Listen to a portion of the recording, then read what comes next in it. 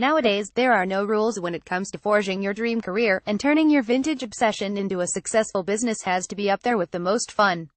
London-based Mia Williams, founder of depop account and blog Mad70s, did just that, transforming her weekend trawls of charity shops and vintage markets into a digishop with over 400,000 followers and counting.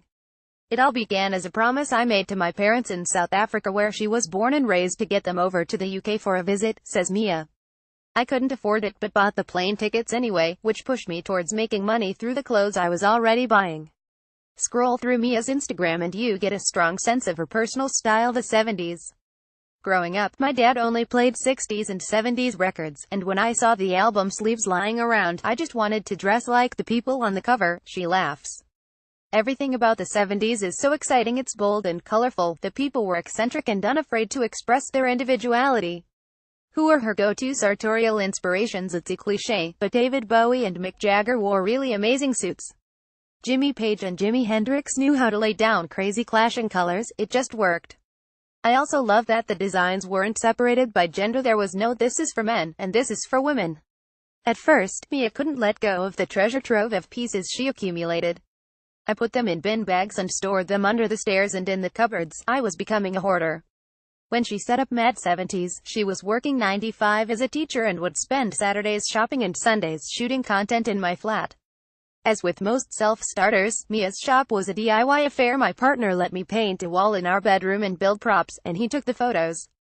This personal aspect is perhaps the key to Mia's success. While it's hard to go awry with a Bowie-inspired suit or Jagger-esque flamboyant shirts, Mia isn't the only 70s seller on the app. So what sets her apart? I always took it very seriously, building up good reviews and responding to people quickly, but when I linked my shop to my Instagram account, that's when it blew up. I showed ways to style the pieces and it almost told a little story. From her heavy-cut fringe and kohl-rimmed eyes to the cheese plants in retro pots in the background, Mia embodies her brand. What does an average day running Mad70s look like now? I steam 10-15 garments which I'll style, model and shoot throughout the day, which is depop content for the week. At the weekends I'll go shopping, everywhere from car boot sales and vintage warehouses to charity shops.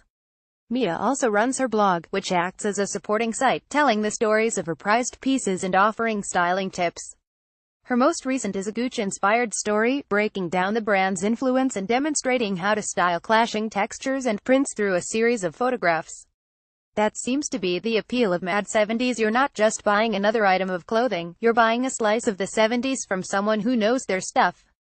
So what are Mia's tips and tricks for running a successful online shop? Click through for words of advice on knowing quality vintage when you see it, how to manage your buyers, and getting tip-offs from warehouses.